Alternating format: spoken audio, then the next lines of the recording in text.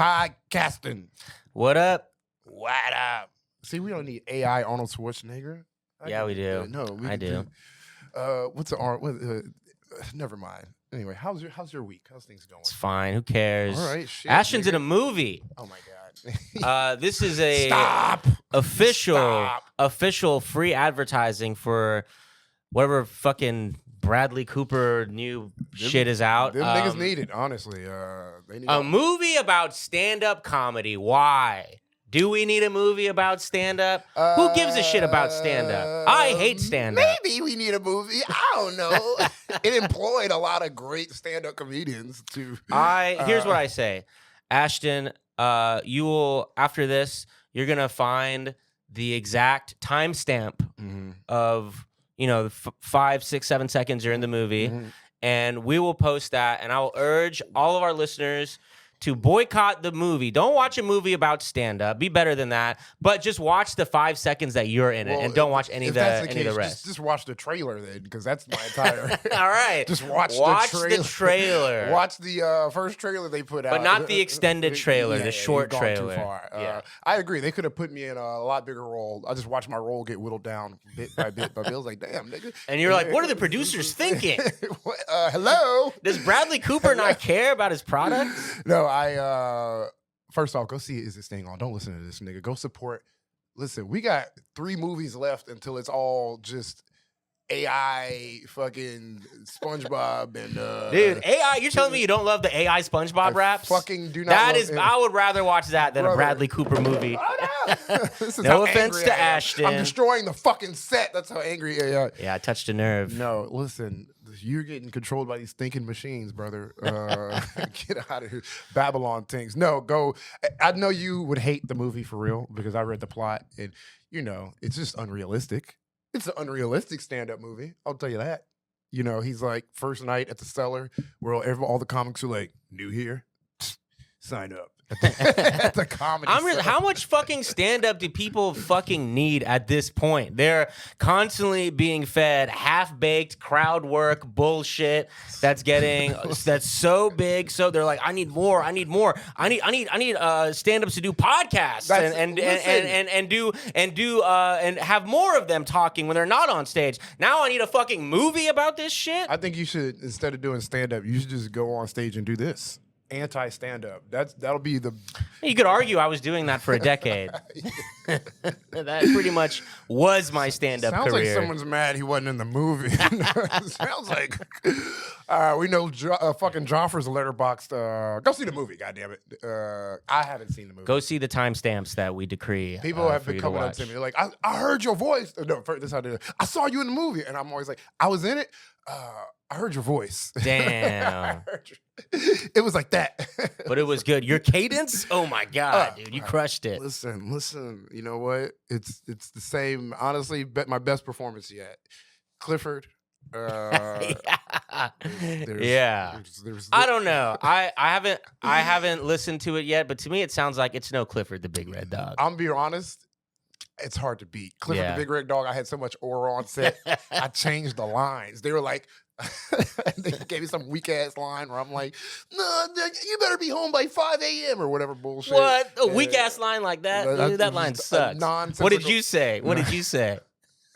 In context, you have to know the character. Let me set you up. I know, but you got to know the character. My character. Oh, my shadow's not good enough. He's a guy, but they have to know why. Need more context for Clifford the Big Red Dog. So we're in New York City, and there's a giant dog, right? There's a giant, massive red dog living in this city. Okay. A dog, you could say reasonably bigger than most. He's walking down the street, and everybody's like, the 2 main characters are like, we can't walk a giant dog down the street. And the main white guy is like, it's New York. Nobody's going to notice. And then here comes me, oblivious. I'm walking downstairs from my brownstone on my phone, and I'm supposed to be screaming so much on my phone that I don't even notice that I'm walking over a giant dog's leash. I'm just being oblivious. And they had me say some bullshit that's like, what?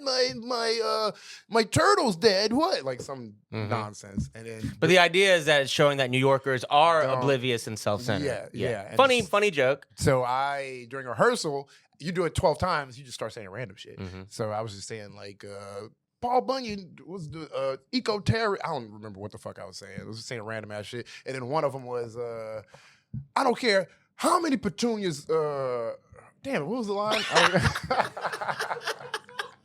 I remember it was about petunias. It was like, I don't care if you're Johnny Appleseed, don't touch my petunias. Some bullshit. There you go. I was just saying random, literal, just nonsense. And then the set got quiet. Like, it was 200 people, and it just got real quiet. And I was like, what the fuck happened? And then somebody goes, the director, she just like stressed out ass British lady. She just stopped. She goes, keep saying that. And then she keeps going. I was like, all right. Wow. All right. She was, Brilliant. Literally. Anyway, get back to where the fucking AD. I was like, I love a good, scary, powerful lady. She was like, this bitch had aura. She was like, just old British. She looked like British Empire was within her. Legit looked like the Queen of England. She had, But. Well, I would say the main message of today's episode's intro is to not watch the Bradley Cooper movie and instead watch Clifford the Big Red Dog. You should watch Clifford the Big Red Dog. Run it up. Run up those numbers. I get 38 cents every 6 months. It's actually crazy how little you make in this industry. So, yes, subscribe to this podcast, guys. $5 a month on Patreon. All right. Yeah. Let's start the show.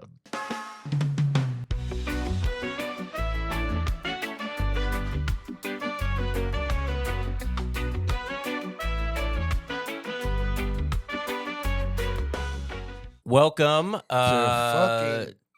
our damn show. Cops the motherfucking podcast, bitch. Let's start with this week's headline roundup. What did the cops do this week? Well, ICE cop in Minneapolis fatally shoots a woman as she was driving away. R.I.P. Renee Good. ICE cops in Calexico, California, have a Honduran man die in their custody. R.I.P. Luis Beltran Yanez Cruz. Cops in Pierce County, Washington, fatally shoot a man while he was sleeping in his truck. R.I.P. L.J. Cossey Jr. Cops in Glendale, Arizona, are at the center of a lawsuit after fatally shooting a man half the age of their suspect. R.I.P. Dylan Sybeck. Cop in Prince George County, Maryland, is indicted for the fatal drunk driving crash which killed Carlton Henderson. R.I.P. to Carlton Henderson. ICE cops in Portland shoot 2 people for driving away.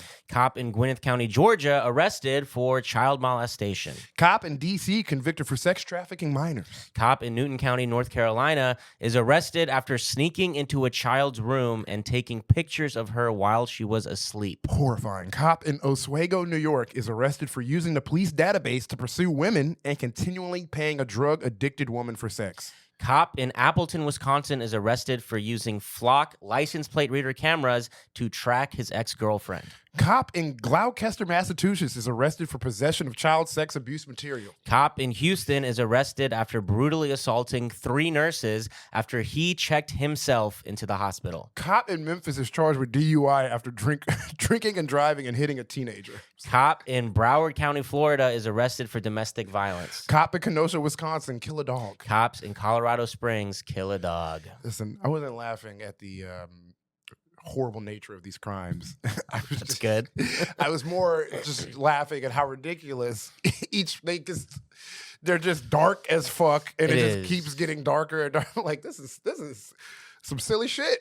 Yeah, it's not the most fun part of this podcast for me personally. Is like having to do a 1-line summary for all these horrifying articles. Police use database to pursue women and continually paying a drug addicted woman for sex, nigga. Yeah, it's like cop keeps chained up woman that he has fented out in his basement. Finally captured. You're like, what the fuck? Yeah, how is this not on a nationwide? Every episode, there's at least one headline where you're like, I didn't know anyone had ever done that before. See the first person to ever think of that? So what are we talking about on today's episode? Well, we'll be talking about a judge's ruling on 2 police officers' contentious breakup, the start of the first trial for a cop who was a part of the Uvalde massacre, a new study on the phenomenon of suicide by cop. We got a cop being harassed by his colleagues because of his sexual orientation.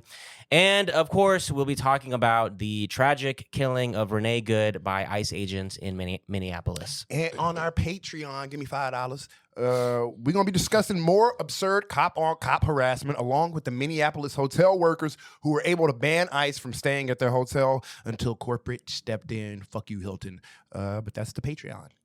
Yes, please sign up. And you know what? Tell your friends. That'll be your assignment for a week. Send a friend a link. Share. Yeah. Like and subscribe. All that stuff people say. So we are, before we get to the main stories, we got an update on,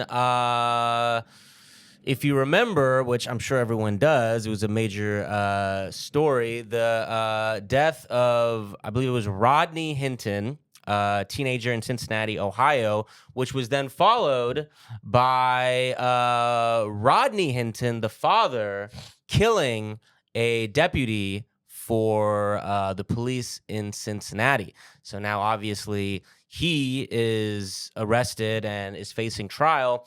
But what we got as an update is that the prosecutors have decided that they will not pursue the death penalty against Rodney Hinton. So, and the argument there is that the prosecutors have basically accepted the argument that of mental illness. And they didn't really go into more detail beyond that, like what is the mental illness. I don't know if you need to really go beyond that. It's pretty obvious what the mental illness is. Nigga, you killed my kid and now I've been driven crazy. And now, I think that's a fair argument. I don't think you need, Sigmund Freud to sit you down for that. Why is this guy nuts? Oh, someone fucking executed his child.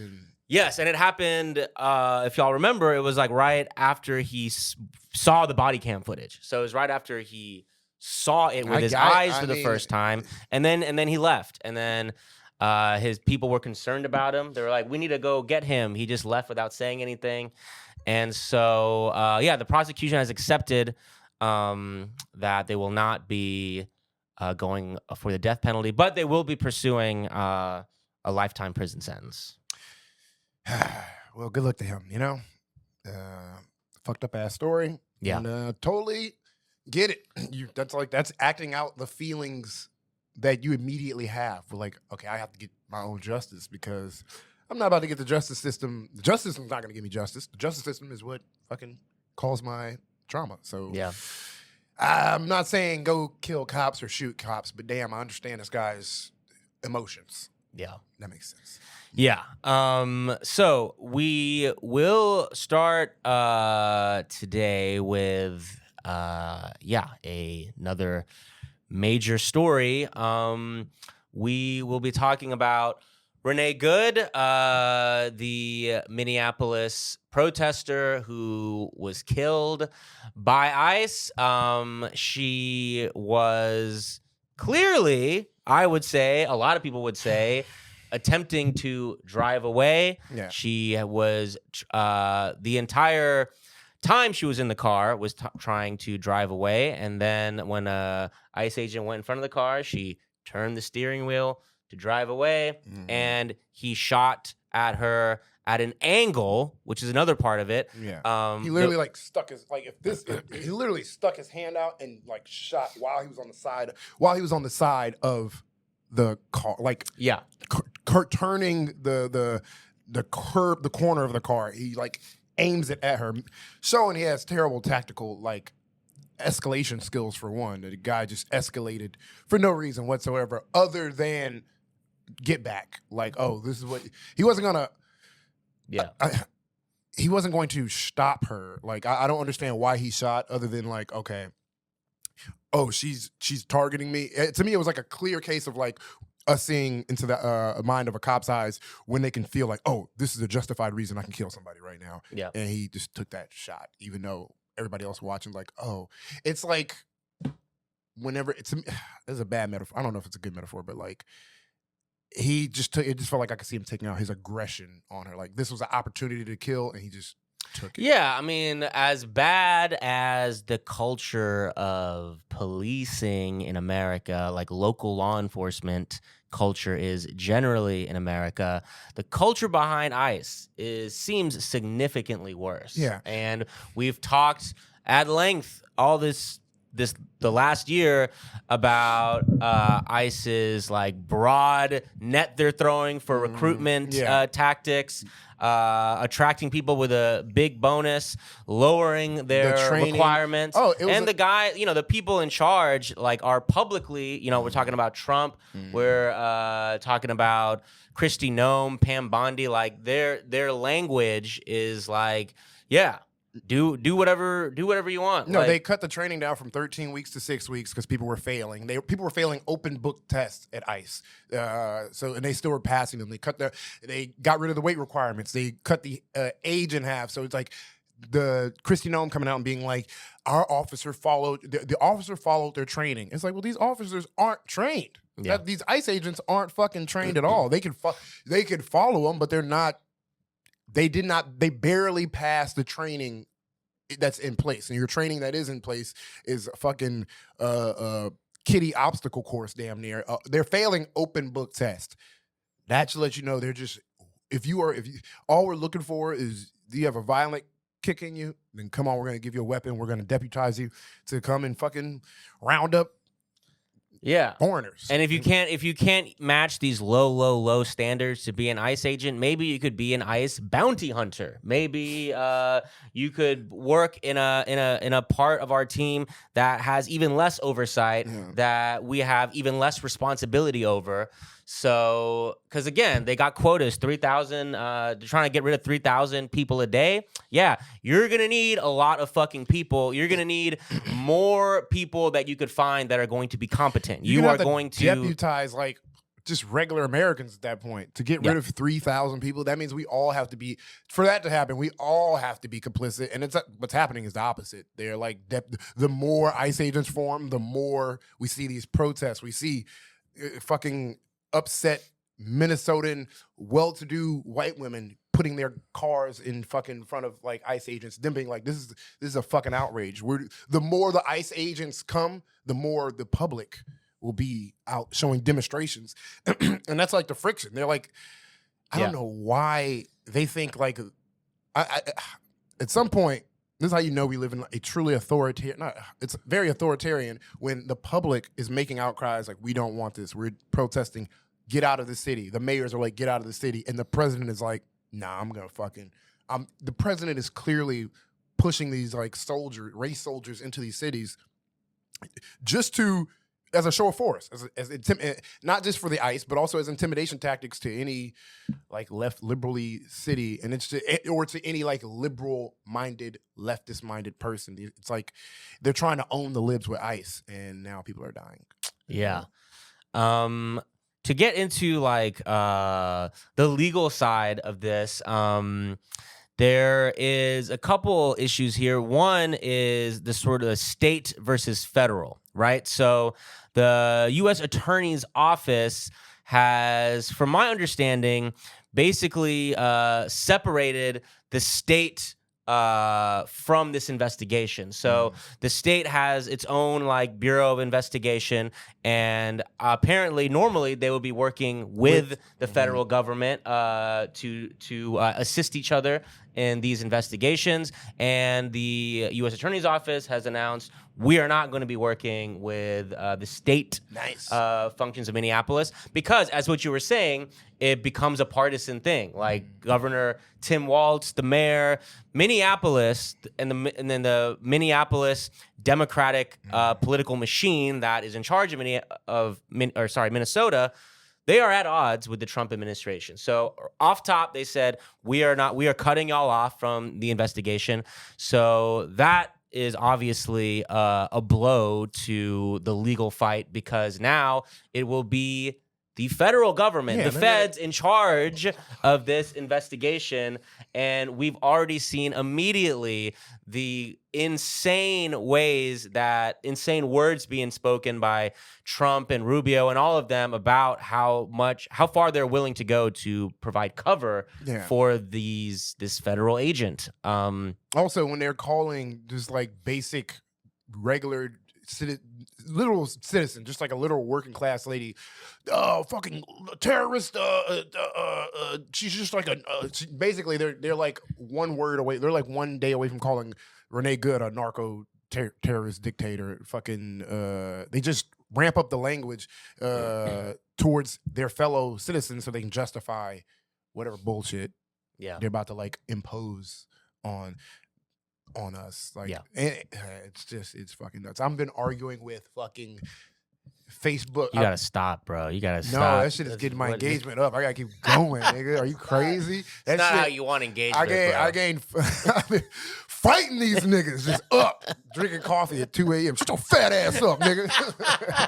That's why I got literal Hill Has Eyes looking ass motherfuckers just being like, you racially inferior. And I'm like, nigga, you.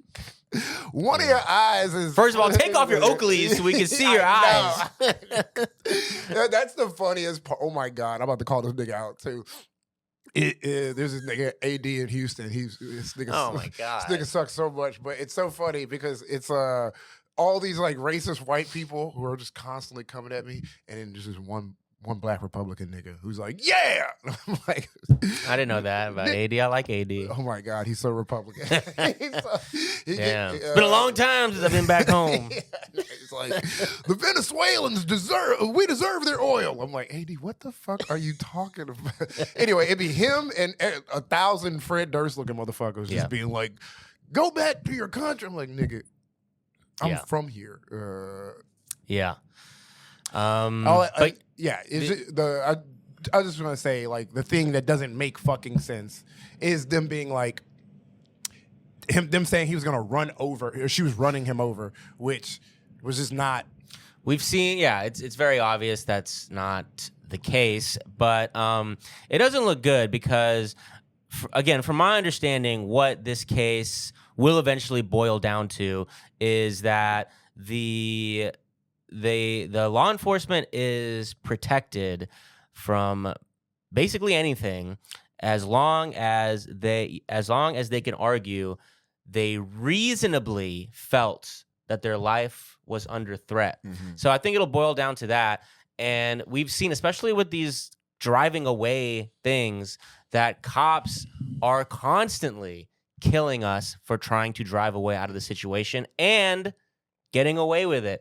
We discussed recently Takia Young, also in Ohio. This was in Minneapolis. I apologize. But in Takia Young in Columbus, Ohio, the pregnant black woman who was caught shoplifting, and when the cops surrounded her, she tried driving away. Same thing. He shot her at an angle because she was trying to drive away. The video, we all saw it, and yet the cop gets off. Jury lets him off, and then the board comes in after, whatever board they had of oversight. They also clear him. We had in Chicago a few months ago, ICE killed a man trying to drive away as well. And I mean, I don't even know. There's no even talk about any consequences for that scenario. And my thing is right now, I think the big conversation everybody's having is like the big divide is what people physically see with their eyes. Like there's like a disagreement on what niggas just everybody sees. Like they're trying to act like the Republican side will be like, she was coming at him with a fucking death trap going 1,000 like Speed Racer. She was driving at him, and it's like, dog, she was coming to him. If anything, the car was moving a mile an hour. Every time the cops are always like, my life was in danger at 2 miles an hour speeds, and we're supposed to like be like, oh no, the cop almost was fucking knocked into the next block because of this car. It's like, no, she was literally between Takia Young, who was like, we saw the footage, the nigga, she was barely moving. She when she shot him, the cop stopped, the car was like, it just drifted. It like slowly, just like bumper car speed. Both examples of drivers, like they're starting from zero. It's like basic physics, Newton's law. It's an object that's not in motion, that's about to go in motion. You can't just go from 0 to 100 miles per hour. You got to hit all those numbers in first. Between. And you're not going to be going fast at that speed. And their wheels are turned away from the cops in both scenarios. If she was aiming at him, trying to hit him, she would have hit his ass. She would have hit him. There's a bullet. You shoot somebody that's driving towards you, you still gonna be the bullet's not gonna ratatouille them into turning. Yeah, it's going to fucking. And the bullet placement is a good thing to bring up, I think, because I saw someone just online bring this up, but they took like a screenshot of the bullet hole of the windshield, and the bullet was like in the bottom right of the windshield. And the point he was making was that if this cop was directly in front of the car when he shot, and that's where you draw the bullet line from directly in front, it would have not hit Renee Good in the head. It was at the bottom. It's at the bottom right corner of the windshield. It might have hit her like in the arm or the shoulder. Probably would have missed her. For that bullet entry through the windshield to hit her in the head, it had to go through an angle. And if it goes through an angle, that means he wasn't directly in front of the car. So and he was walking around after. So like, I mean, the fact that Trump said he had to like be rushed to the hospital is just a blatant lie. So is that gonna make a difference? No, it's not, because all these cop people, they're used to the logic is always this: if you don't get on your knees and suck the cop's dick, if you don't exactly act as a slave to a cop, then the cop has the right to kill you. And that's going to be the governing logic. Like, who cares if Trump and Rubio are saying verifiably false lies? The fact is that she wasn't cooperating with a cop, therefore she relinquishes her right to be alive. That is always the logic at the end of the day. That I don't know how you're supposed to fight, like how you're supposed to reason your way through to the person on the other side of this. This feels like the reality where God sends the flood. Yeah, like this is what like if I'm like, why did God ever send the flood? If he looked down and checked in on this shit, if I was God and I looked down, I was like, fuck, fucking racist, ICE, fascist, cryptocurrency. Oh, they're all fucking gambling. They're fucking porn addicts. I got to. You'd be like, well, there are some pretty funny SpongeBob AI raps though. You are my sunshine. Just fucking R&B, old Schwarzenegger. No, I would God. Spare me and my family and my friends in our podcast. God, I want to make it clear. Do not spare me. Do not spare me. Strike me first, God, please. When you wiping this out and recreating a new culture, I don't know what's going to come next. Nigga, the earth had dinosaurs. What's going to come after humans? That's crazy. We had giant monsters and then God killed them niggas and then brought in humans. Two totally different. I wonder what's after humans. It's going to be aliens. I want to be here is what I'm saying, God. If you watch this podcast, God, I hope you subscribe to Patreon, $5 a month. If you're not, damn, God. But yeah, no, this is this society where it's just like blatant lies just goes off through the government. Nigga, we just openly shit that we in 1950s, all the Latin American regime change, that was like that was hush hush. They made excuses. And now they just openly do that shit and like, no, we're taking their resources because we're barbarians. We are rapers and pillagers.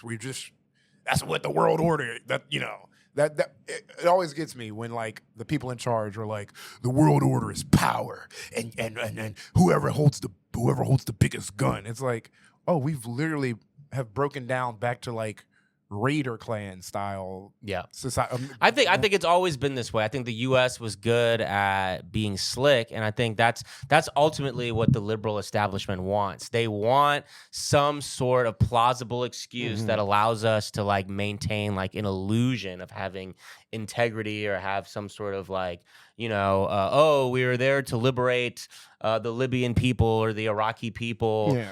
It's still this. It never was not about resource accumulation, from my view. But that's what's changed, is that Trump is just saying it how it is, and that upsets the liberal establishment. That's not the way to go about doing this. But also, it's not that from Trump's and his administration's point of view, they also view, and it is true that over the past 50 years in an attempt to be more to participate in a globalized society. America has, in a sense, softened their imperialistic arms. Like we've taken bases out of countries. We've done a lot that, to the Republican view, they're like, no, we're supposed to be an iron fist on the world, but to participate in global societies and help other people build up, there has been areas where we pulled back, and now. Well, I would argue it's just been replaced by economic imperialism. Like there's not a need to go into people's land as much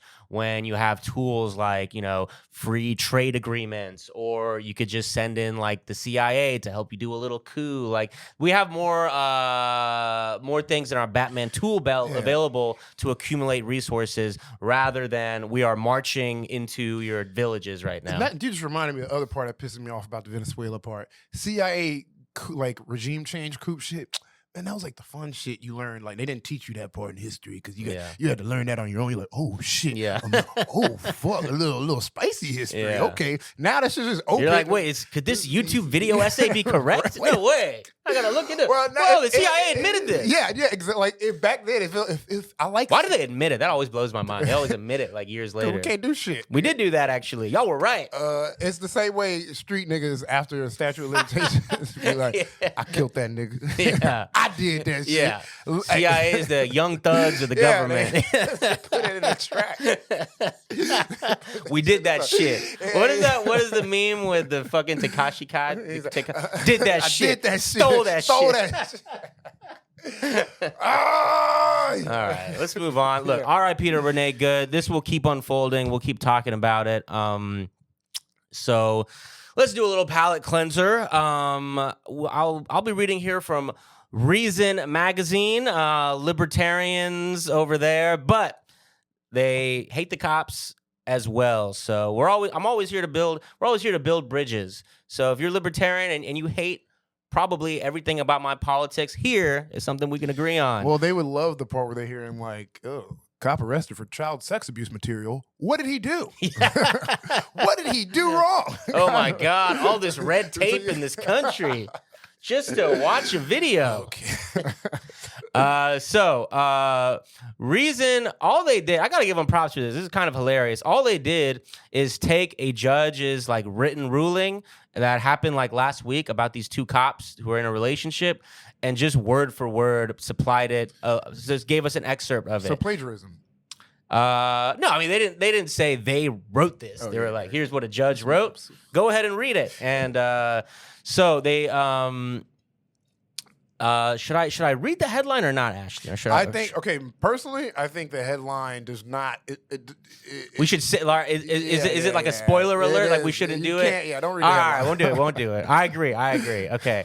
So this is from the First Circuit's decision Tuesday in Radford versus Covino, written by Judge Seth Aframe, joined by Judges Kermit Lipez. It says Lipez. Okay. Nigga name is Kermit? Yeah. That's a real name? Kermit Lipez. I don't know if it's supposed to be Lopez and they just made a typo, but I'm just going to read it as Lipez. And Jeffrey Howard. We present the facts in the light most favorable to Radfar. In June 2015, Radfar, a George Mason University police officer, met Covino, a sergeant with the Revere Police Department, at a police event in Virginia. At that time, Covino and Radford began a romantic relationship. After Covino returned to Massachusetts, he stayed in contact with Radfar. Radfar visited Covino in the Boston area in August 2015, but during the visit, Covino said that he wanted to end the relationship. The two reconciled, and Radfar visited again 2 months later. Covino again told Radfar that he wanted to discontinue the relationship. Nevertheless, their communications continued. Classic, relatable. This is like their first meeting. They met. Look, they met at this little convention. They hooked up. They had a good time. They really liked each other. They were excited. But then, Covino, the man in this, he was like, I'm not really feeling it. But she brought her ass over to the house. They did their thing. He's like, all right, it's fine. She leaves. 2 months later, he's like, look, seriously, I got. And then again, she comes over, does her thing. He's like, all right, right. We've all been there. He's trying to make her a one-night stand, and she is not taking the hint. Yeah, but for whatever reason, at the end of the day, it's hard for him to say no, right? So, nevertheless, their communications continued. Radfar testified that in one phone call, Covino called her a, quote, fat fuck Iranian and stated that he hoped she would be, quote, shot in her face with her service weapon. So that's what you got to do. Get rid of the girls, man. You got to give them the ick. You got to, sometimes when they too a little attached, overkill. There's other ways to be icky. You got to, when they're too attached, bringing up weight, bringing up race, using profanity. That's how you do it. Threatening to kill her, kind of. You got to give bad opinions in 2026. You got to be like, you fucking Iranian. I think Jonathan Majors should be put back in Marvel movies. You got to swipe left on Ashton. This is your warning right now. When your 2 weeks are up with Ashton, this is going to be a wild ending. I'd be like, you don't put some R. Kelly on. What the fuck? What? Still attached? Still like this? Yeah. So far, Ashton's reading this article, and he's like, okay, all right. So when's the funny part going to come? When's the interesting part going to come? When it's time to end a situationship, I'd be like, man, so what's exactly wrong with invading Greenland? I don't get it. We deserve them. You fat fuck. You fat fucking Iranian. You Bolivian bitch. Get the fuck out of here. All right, back to the judge's words here. In July 2016, Radfar returned by car to the Boston area, so she's back again. On that trip, she went uninvited to the Revere Police Department, showing up at work, Covino's place of employment, okay, although he was not there at the time. In January 2017, Radfar called Covino hundreds of times from over 100 different phone numbers and sent him pictures of her that had been spliced with pictures of him. She's crazy. Certifiably crazy, gang. Woo! Right, fellas? Fellas. I just wow. I'm not good. During that month, Covino called the GMU Public Safety Office and spoke to Lieutenant David Ganley. Covino informed Ganley about Radfar's conduct and said that he wanted a clean break from her. So he's getting other police officers involved in his drama. Ganley told Covino that Radfar's behavior was consistent with her past relationships. Covino stated that this is his, quote, only concern in contacting GMU was having Radfar stay away from him. So, in January 31, 2017, so later that same month. Like, calling her a fat Iranian bitch didn't work? No!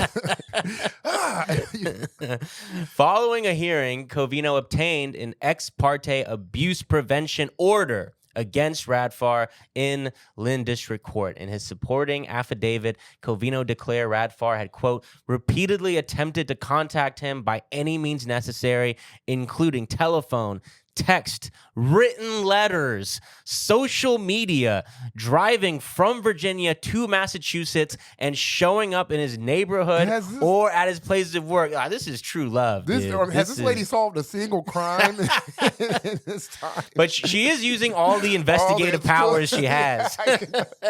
On one. It's like, ma'am, you're clearly a gifted police officer. If you could just take your efforts and use it on the people. There's a serial killer loose in your city, and you're over here 4 states away. He also wrote that Radfar has used threats to force him into sexual relations with her on multiple occasions, being successful on one attempt while in Boston. Damn! Yikes. Damn. Turns out she's not the best person. Covino concluded his affidavit by stating that Radfar had become, quote, increasingly threatening and unstable as of the last week. And he was, quote, in absolute fear of her. And so remember... You know what? I love a good for her. Honestly, I'm back on her side. I love a good, powerful, scary woman. Yeah, he does. Ashton keeps mentioning that today. Terrify me, bitch. Yeah, whether she's British, Iranian... Scare me, please. Trust me.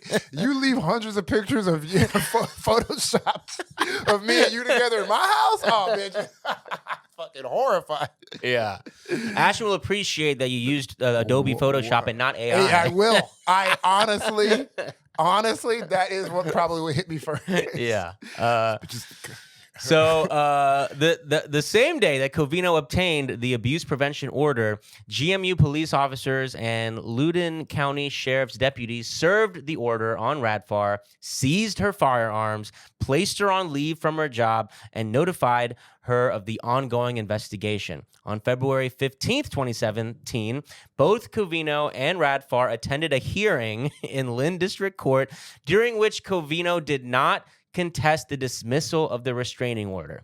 So, the restraining order has been dismissed. In an affidavit, Covino affirmed that he, quote, agreed to vacate the order so that Radfar's employment was not negatively impacted by our inability to possess a firearm. They still care about each other. It's beautiful. So now, here it gets... I don't want to take away from her true love. That Glock. Whoa. She needs her emotional support. And that's evil. Yeah, I mean, I don't want her to be with me, but I didn't say she doesn't have the right to kill anyone in her neighborhood. So here's where it gets interesting. Then Radfar sued. So she sued, claiming, among other things, that Covino violated the Equal Protection Clause. We're talking about the Fourth Amendment here, by discriminating against her based on national origin. So now she's like, remember when you called me a fat fuck Iranian 2 years ago on the phone? Now I'm suing your ass. And they're just like, ma'am, this is the United States. Bitch, we love racism. What are you talking way? Yeah. He's promoting. So this is what the judge says. No, said the court. Covino's alleged statement disparaging Radfar's national origin is an insufficient basis for finding that his conduct in drafting the police report was motivated by anti-Iranian animus. His remarks to her were made in the context of a rancorous breakup, during which Radfar's own harassing behavior was self-admittedly flawed. So he's like, the judge is like, bro, he's not racist. You're fucking crazy. Anyone would have called you a fat fuck Iranian in that situation. He's working for the Saudi government. He has pro-Israel sentiments. That's why. Your Honor, we have a racist police officer within our ranks. We need to do something. Who's racist towards Iranians other than fucking Donald Trump? Only like just other than Benjamin Netanyahu. Yeah, like political figures. Nobody give a fuck about no goddamn Iran. Yeah. I don't even know where to start. Yeah, exactly. That's why they got General Soleimani, bitch. What the fuck? Let's see. Also, there is no dispute that Covino called Radfar's employer after her aggressive conduct toward him in January 2017, which included hundreds of phone calls from numerous numbers, and that Covino authored the police report and arranged to send the information at the request of GMU and VSP authorities. We therefore agree with the district court that the record does not give rise to a reasonable inference that anti-Iranian sentiment rather than a desire to be left alone motivated Covino.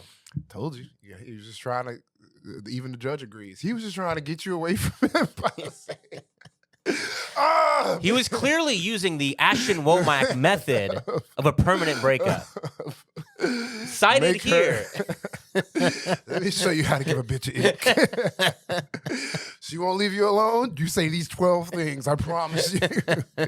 You will never hear from her again. Ask Gronk for advice on what stereotypes to list. Do not ask Gronk for I'm saying Gronk would be good at this. This is what you would ask him for. Tell her if she's Shiite, be like, you fucking you fucking Sunni bit. I don't fucking know. But you know, that's funny. Yeah. I feel nothing for neither one of them because I hate cops. I hate them when they're in love. I respect crackhead love more than I respect cop love, and I wish both of them nothing but miserable relationships in their futures forward. So. I don't hate cops on a personal level, more of like an institutional thing. I think everyone could find solace if they just quit their jobs. So in that regard, I wish both of them the best as long as they quit their jobs. We're going to have to agree to disagree here, buddy. Sorry. Fuck that fat Iranian lady. Just want to end this by saying, fuck that fat ass. Clip it, y'all. We got the clip. All right. Now let's go to a fun story. The one I've been waiting on. No, this is a horrible one. We're talking about Uvalde, folks. Which I don't like the name Uvalde. That's Ashton's problem with what happened. My take, the real issue here, Uvalde. Who came up?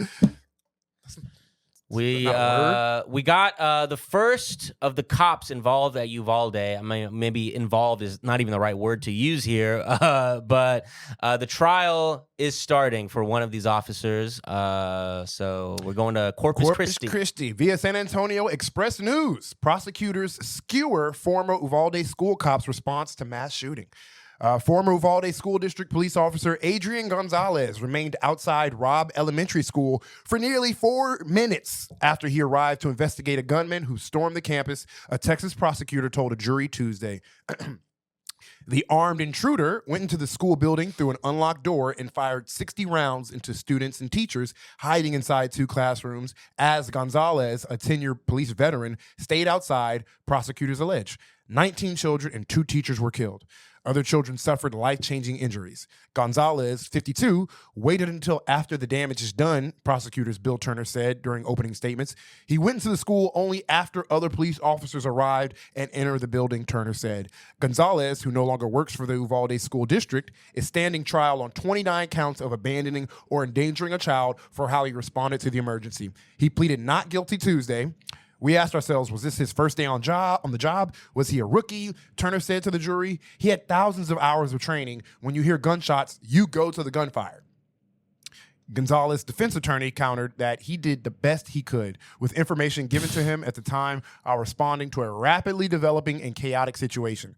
The 18-year-old gunman went on the school grounds after shooting his grandmother in the face at a nearby home, then taking her pickup and wrecking it in the culvert outside the school, Goss said. Police routinely find vehicles wrecked and abandoned by undocumented immigrants in Uvalde, the defense attorney noted.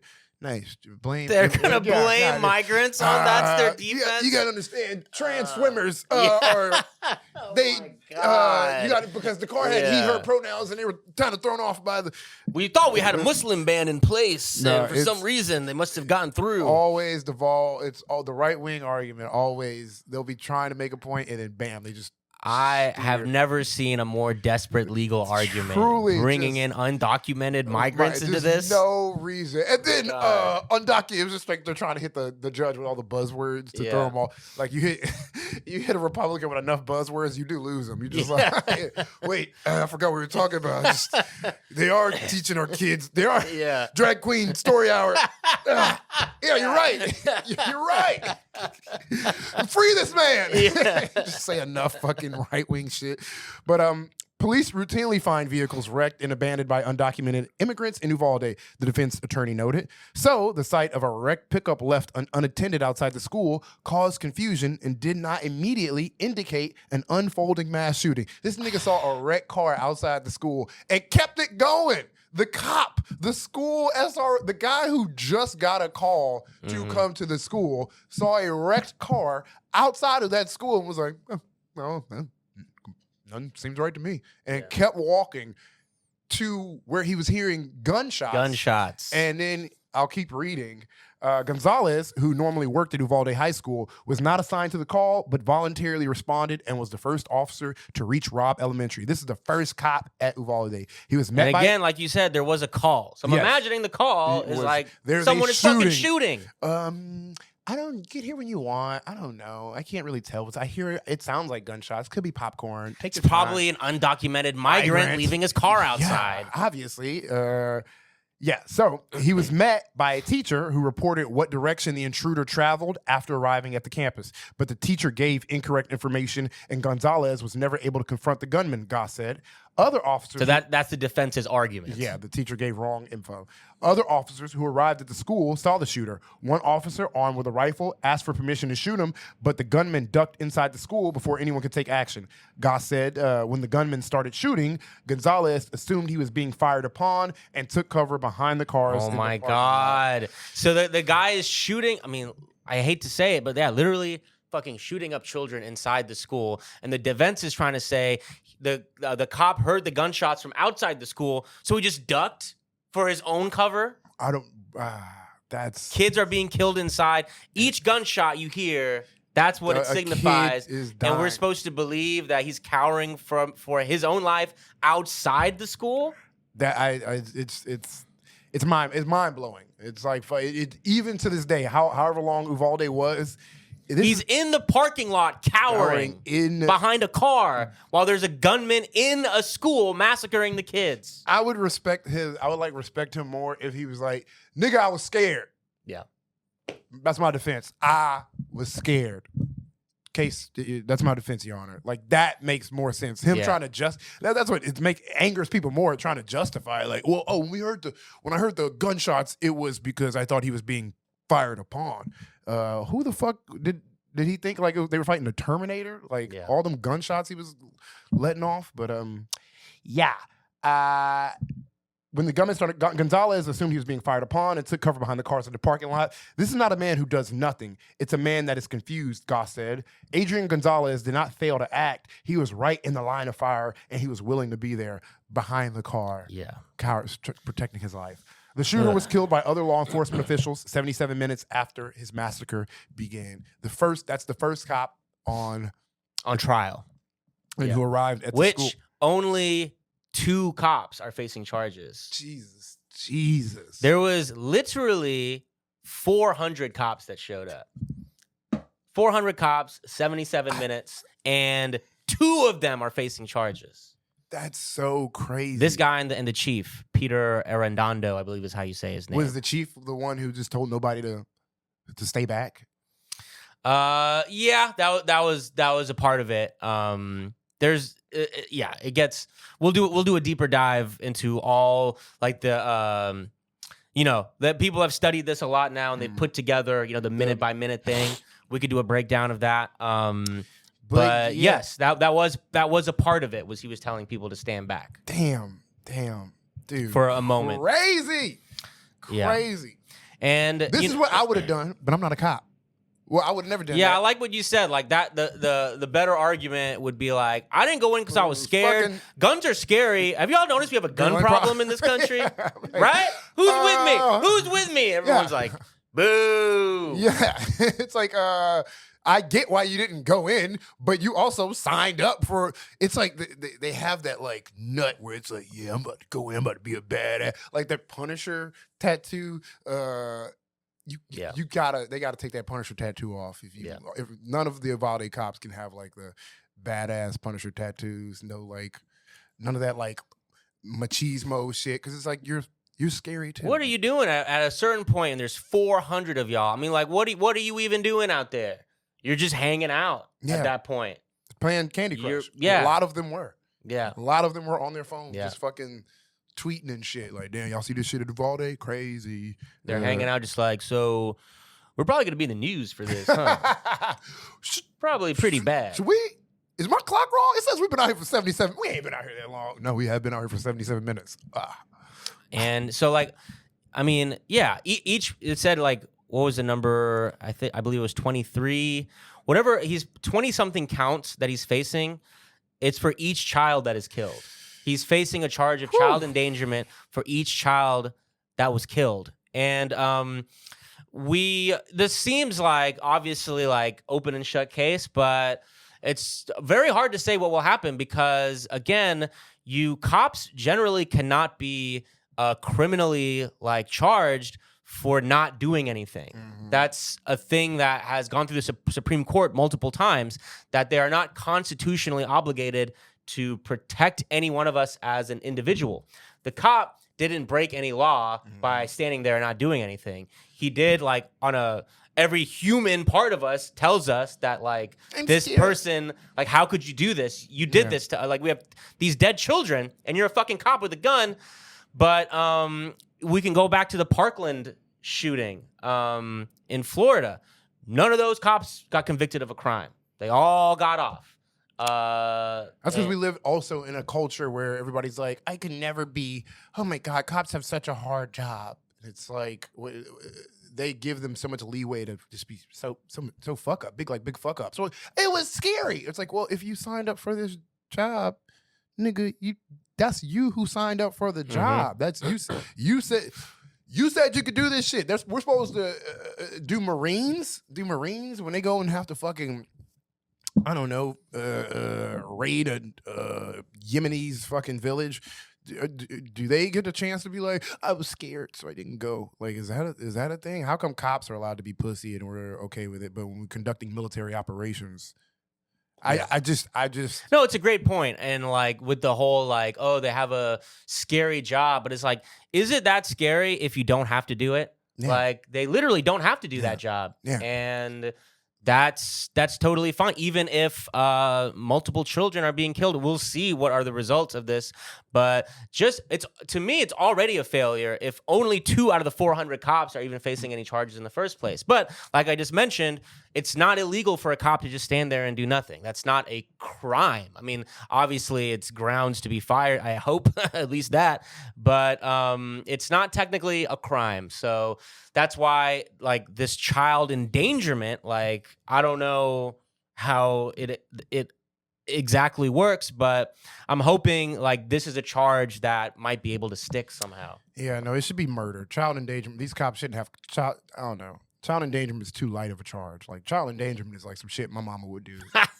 It's like when you leave a kid in a car and when it's hot outside, you're like, help! That's child endangerment. This is like straight up murder. You allow them kids to be murdered. That's like, but yes, child endangerment, but it's like the most extreme level of child endangerment ever. It's literal. But the argument will be very simple. Like the cop didn't pull the trigger. The cop didn't allow the guy to access the school. They just all showed up and waited outside for him to finish. So nigga finding every excuse. Well, the GPS had me going this way. Yeah. And then I turned around, but then the arrow pointed back that way, so I didn't know if I was going the right way. And it took me a minute to get oriented. That's all. Find the directions. Like every excuse in the book, these guys. But yeah. But let's move on now to this is very interesting actually. So this is going to be from a new study that was just published that I'm going to pat ourselves on the back for this. No news agency has covered this. Oh, so shit. it's just going to be us and talking about this study that just came out. Are we journalists? By the California the California Law Review. And they did this massive study on the concept of suicide by cop. And they're basically calling it junk science, a idea that has been pushed into fantasy world basically to protect cops from accountability. Oh, I didn't kill a guy in cold blood. He wanted me to kill him. He kept saying, shoot me, so I did. But even so there is that, and like so we could have that whole argument. Like, is that a cop doing their job effectively if a guy who's saying shoot me and then they shoot him? No, right? But this article goes much further than that. That the scenario you're describing is nowhere near what's actually happening. The cops just murdered someone, but they retroactively are like, actually, he probably wanted to die because if we hired a psychologist to say that he was depressed, so he was probably suicidal, and that's why he made us shoot him. Damn. So I'm not going to. I was originally planning on reading more from this study. They go into this one case, but we don't really have the time, so I'll just try to summarize it. But the beginning of this study talks about one case in 2006, and this is in, I believe, San Francisco or San Diego?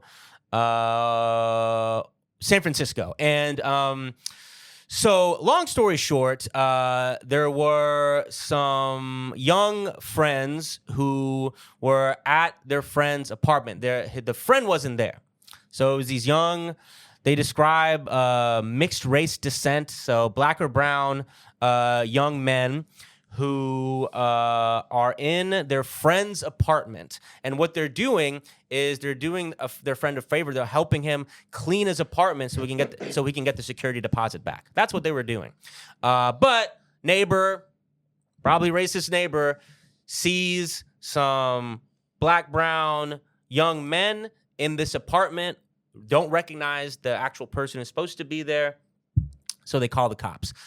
Cops come in and immediately, like we know they are, it's describing, they show up at 100 miles per hour, coming in with their guns drawn and whatever, putting people in handcuffs, yelling, get on the floor.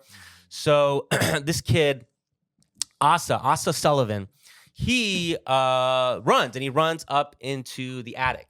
And in the attic, they're like trying to get him to come down. He's refusing to come down.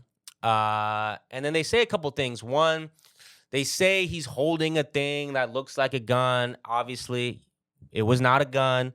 And then the other thing is they say, right here, I'll read from right here. The officer stated that Sullivan refused to show his hands and made disturbing statements such as, "Kill me or I'll kill you," and, "Are you ready to shoot me?" Officer Alvis stated that she thought she saw something in Sullivan's hands, and when he moved his right arm, she thought he was going to shoot her. Officer Kieser stated that he saw something that looked like a gun in Sullivan's hand, heard a pop, and began shooting at Sullivan. Asa's alleged statements and the officer's accounts of events were contested issues in the lawsuit. What is uncontested is that Officer Alvis and Kieser fired their entire magazines at close range, 25 shots in all, striking Asa more than a dozen times and killing him. Now listen to this. Initially, the police officers falsely reported that Asa fired shots at them before they killed him in the attic. But as the Ninth Circuit would later note in weighing the balance between the government's interest and Asa's constitutional rights, Asa was not accused of a crime, did not pose a threat to public safety, and could not escape. The appeals court further observed Asa, quote, had not initially caused the situation. He had not brandished a weapon, spoken of a weapon, or threatened to use a weapon. Sullivan, in fact, did not even have a weapon. Although the department later acknowledged these facts, it nevertheless defended the officer's actions by saying that Asa Sullivan died from suicide by cop. So these are things that we know the cops verifiably lied about. So should we believe them that he said, kill me or I'm going to kill you, right? And that goes into the crux of how we started this conversation where that's sort of the situation you're imagining. Oh, someone wants the cops to kill him and the cops killed him. That's terrible. Cops, do better at your job. Just because a guy's telling you to kill him does not give you the right to just fucking do it. But that's not even the situation we're talking about. We're talking about that, like, the person did not even say that. Yeah. But that's how the cops will use as a cover. It doesn't even make sense. It's like when you see somebody on a bridge who's like, I'm going to jump. And then someone comes up and be like, do it. It's yeah. Like, nigga. But again, we're not even talking about someone being at the edge of a bridge. We're not talking about someone.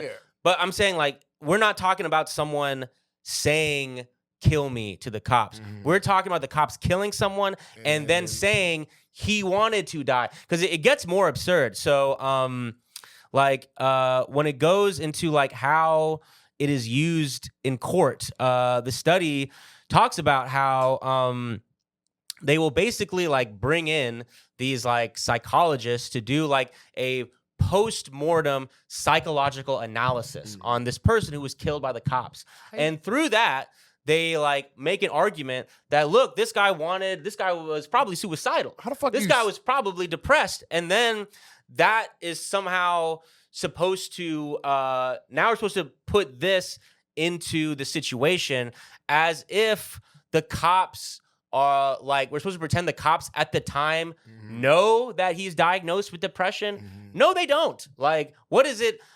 it's not relevant at all what, if any, mental issues this person had, but we're supposed to pretend that the cops knew of that, and that because he was struggling with depression or whatever it was, that this person wanted the cops to kill him. Yeah. They're basically inventing this out of thin air. I mean, even in their own logic, they're basically saying people with mental health issues, we will kill. We will straight up, if they ask us, we will, and they pose a threat. The people with mental health issues are scary, and we have to kill them because that's protocol. Like, they're in their own defense. It's like, okay, he was depressed, he had mental health issues, and so you killed him because he was ready to kill himself because his brain told you're going to come in contact with people whose brain chemistry isn't the same as everybody else's, who's going through their own issues internally, and your response to that is be on guard, be up, and not. Yes, but again, not to be a broken record, but I again want to reiterate that's not even the case. Like, the police in the moment many times have no idea that this person is going through anything mentally. They just pulled the trigger because they're being bad cops, killed someone, and then retroactively paint this person as someone who literally wanted to die. That's their argument. Oh, he actually wanted to die. Look at this. We're bringing in a psychologist who's going to convince the jury that this guy wanted us to kill him, and we just did what he wanted. So this idea, this study is very good and in-depth, and it talks about how, like, in the 1980s and 90s, there was, like, they started seeing a couple cases of the more quote unquote the actual suicide by cop, like when someone does intend on dying and using the police to do that. And so they had some of those cases, but basically from then the police took it and ran with it and kind of made their own junk science around it. So this is similar to, we talk about excited delirium, right? This junk science that cops will use retroactively after they've killed someone to be like, oh, this person was actually suffering excited delirium. We're talking, this is George Floyd. This is Elijah McClain. They were because they had this disease that us cops have discovered, that it was that caused them to overdose or caused them to behave in this irrational, animalistic manner that forced us to have to kill them. And yes, this disease is a disease that mostly African American men seem to have. But I mean, it literally sounds like how male doctors used to describe women in the 30s. Like, exactly, she's hysterical. I have to lobotomize this woman with my gun. Exactly, perfect analogy. And so, since the 80s, this and just like excited delirium, this concept has been embraced by, like, police training. So now it's in their training that, hey, watch out. A lot of these people who are going to be accosting you and are acting crazy, they're trying to do a suicide by cop. And watch out, because they're dangerous. So it's not even saying, oh, these people are trying to do suicide by cop, so be as careful as you can not to hurt them. It's actually saying the opposite. It's saying, watch out, these people want to do suicide by cop, and they'll hurt you by it. They'll try to kill themselves by any means necessary, including hurting you. So you should actually be extra afraid by anyone who might want to harm themselves. What does that say about police, where suicidal people are like, you know who kills without even thinking a second thought? Cops. That's the easy way. People are like, how should I go? Should I take these pills? What's the easiest way? Should I hang myself? You know what? We also have a violent, deadly force who, as long as you show you freak them out enough, they'll kill you. Yeah. Maybe I'll do that. What does that say about cops? Yeah, but it is the circular logic they use. It's like in court, that's how they'll do it. They'll be like, look, if you look at this guy's history with mental illness, he clearly was depressed and deranged. So he probably wanted to die. So these cops, they were just acting on the instinct of the person who wanted to die. And so just another classic case of suicide by cop. That's it, folks. Case closed. Cops, y'all can go free. Sorry to bother y'all. They say cops don't serve the community. Look at that. Exactly. Look at that. Yeah. And of course, all the quote unquote science surrounding it is not science, it's junk science, it's not peer reviewed, it's small data sets, all the things that you would expect. So Very interesting study. So I highly recommend you look it up. It's let me make sure I get it right. So it's called the California Law Review is who did it, and it's called "Suicide by Cop: How Junk Science and Bad Law Undermine Accountability Killings for the Police." It's crazy. Yeah. Just tell you, like my grandma used to say, less suicide by cops and more suicides by cops. All right. Damn. Those my bars my right grandma there. said that. Really? No, not at all. Damn. Hire your grandma at the Daily Show. But let's move on to our final story of the fucking pod. Trooper alleges discrimination, retaliation, and AI-generated harassment in WSP lawsuit, KRO7 News, Seattle. Now, some would say this is a bad story, but I think it's funny a little, some parts. But that's because I'm a big homophobe. So a veteran Washington State Patrol trooper has filed a lawsuit in Pierce County Superior Court alleging years of discrimination, retaliation, and harassment, including the creation and circulation of an AI-generated video mocking his sexual orientation, according to complaint filed December 19. They making AI porn of my boy. That's AI gay porn of my boy. It's spreading around the office. Nightmare. Yeah. They Sydney Sweetie me. Who's getting AI porn? Grok. Oh yeah. Taylor Swift. Yeah, Taylor Swift. Swift. Grok, take his uniform off for me.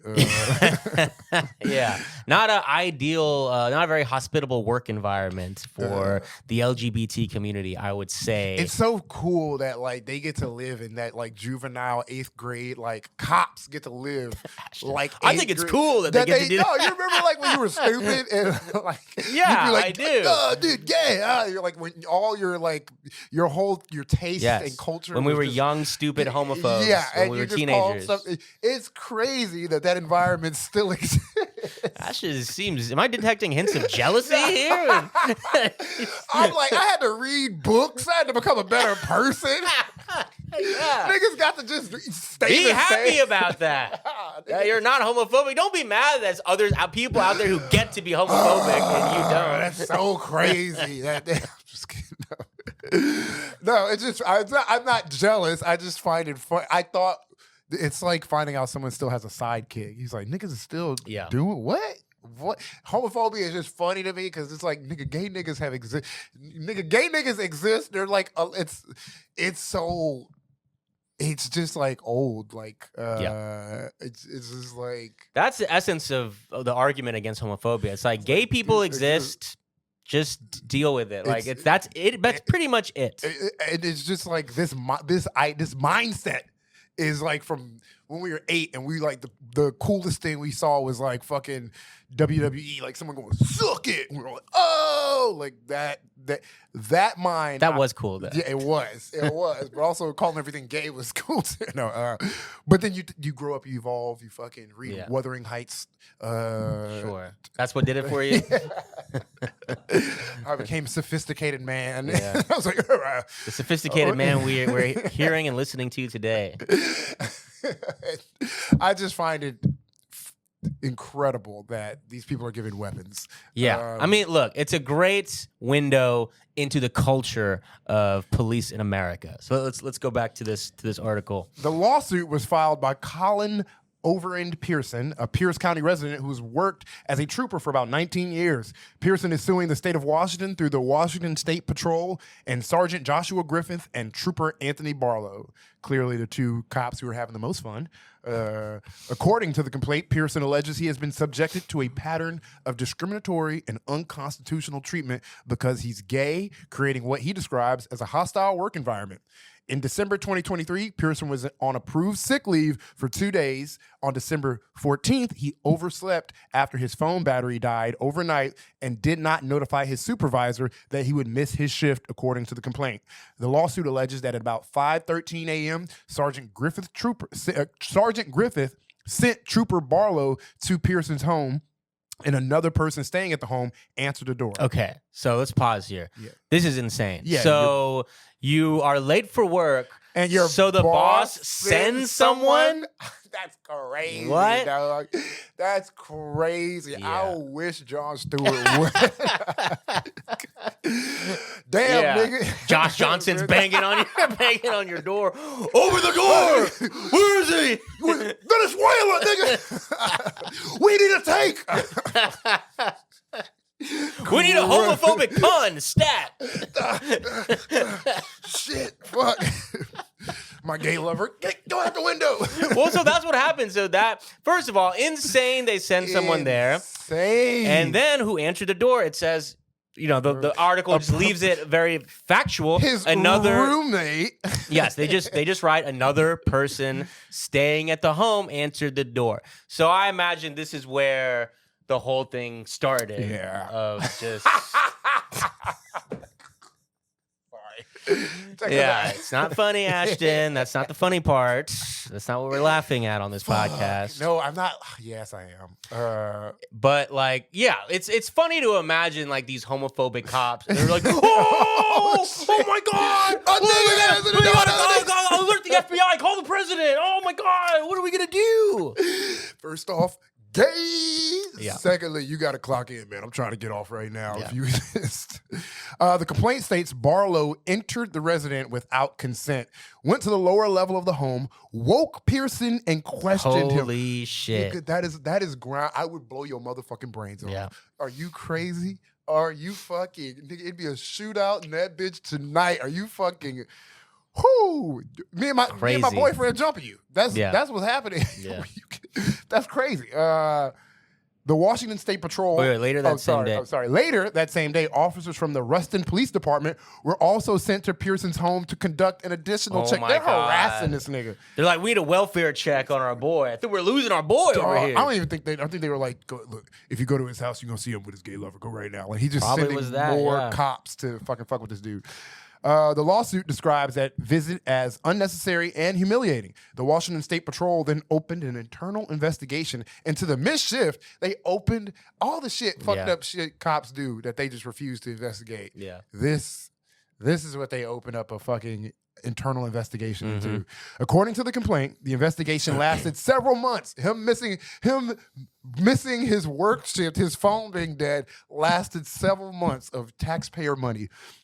It included interviews with colleagues, scrutiny of Pearson's personal life, and involvement of outside agencies. What? We got to get the feds involved on this. This might be a little bit too big for us small town folks. Dude, the lawsuit alleges information obtained during the home entry effectively disclosed Pearson's sexual orientation to others within the agency. Basically, they outed this man completely. This is just bullying. Yeah, and they went to his home.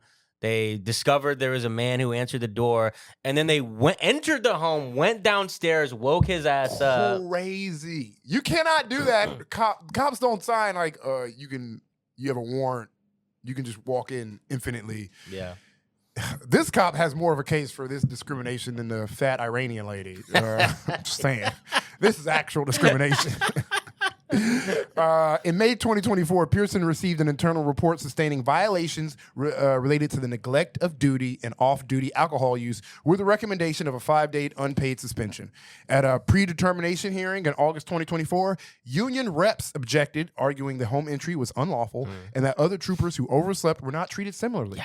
The following day, the State Patrol issued a revised determination acknowledging the entry into Pearson home was illegal. No fucking shit. The lawsuit also details a separate internal investigation that began in September 2024 after an anonymous complaint accused Pearson of threatening behavior while working off-duty at Club Silverstone, a Tacoma gay bar. Okay. The complaint alleges the report used a fake name and email address and that investigators questioned staff and patrons at the club. The investigation ultimately found no sustained misconduct, but Pearson alleges the incident caused ongoing harm to his reputation. They're going undercover and trying to figure out more about he's gay. That's it. That's all that's going on. No. And they're like, we got to get to the bottom of this. That's so funny. These cops are like, no, we gotta go in full drag. All right, we're gonna go to this gay bar. We're gonna make out a bit, build really fix your makeup, Johnson. Come here, let me help you. I got you. Don't worry about it. There, you look beautiful. He sees us. Kiss me. All right, keep slaying, Johnson. You're doing great. Oh, did you feel that? I mean, never mind. We got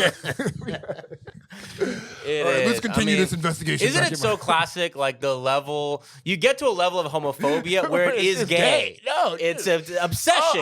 That's my favorite part about like male machismo gurus who are like, they're just like, the man is the prize. Yeah. The man is everything. I'm like, nigga, you are so gay. A woman couldn't do anything for me. No, that's what. Not a single thing that a man couldn't do better. Nick Fuentes, famously, the leading Nazi of our day and age, is like a virgin who's like, I'm actually straighter because I've never had sex with a woman. Having sex with a woman. Is that real? Yes.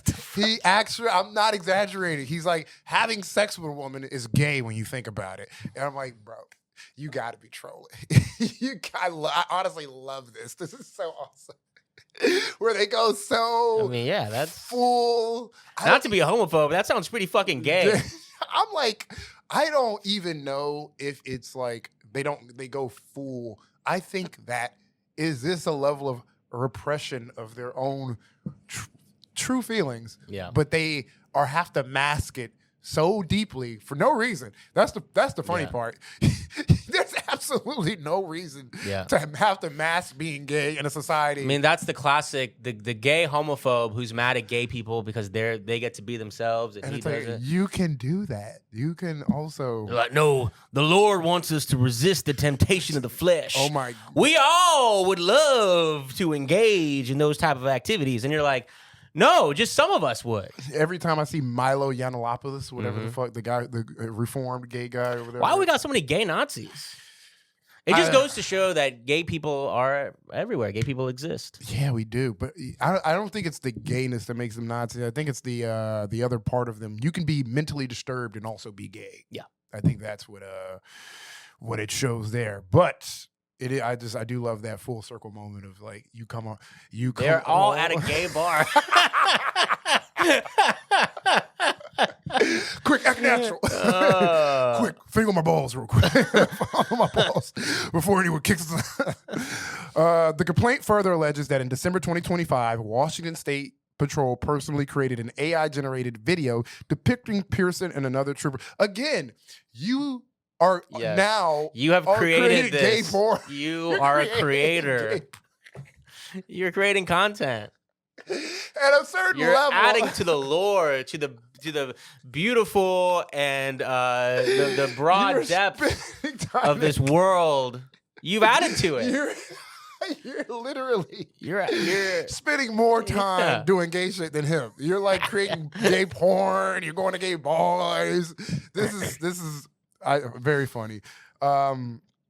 Both in, like I said, AI-generated video depicting Pearson and another trooper, both in uniform, standing in an official law enforcement setting and engaging in intimate kissing. An audible voice in the video states, "This is a SWAT training, no homo." According to the lawsuit, the video was circulating among numerous troopers. Not a funny caption, first of all. Yeah, I mean, it's so 20. These people are not creative at all.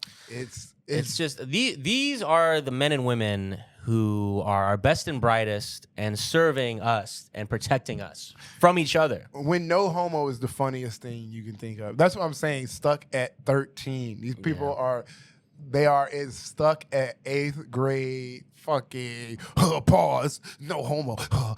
That's how we know they're white cops. Yeah. Because niggas ain't even saying no homo like that no more. Yeah. No homo's played out. Pause. Niggas have ruined pause. It's just out of there. One, it's homophobic, but two, it's just like people would pause anything. At least give a nice ayo. Yeah, ayo is a great one. Shout out to New Yorkers, but this funny story. Honestly, I hope this gay cop. I don't actually have. I don't give a shit. 19-year veteran of the force. Like, yeah. You thought you could be a gay cop for 19 years? Like, you don't know what cops are like? Come on, it happened. You knew this would happen eventually. Yeah. So, that's the podcast, folks. That's the pod. Thanks for listening. Podcast.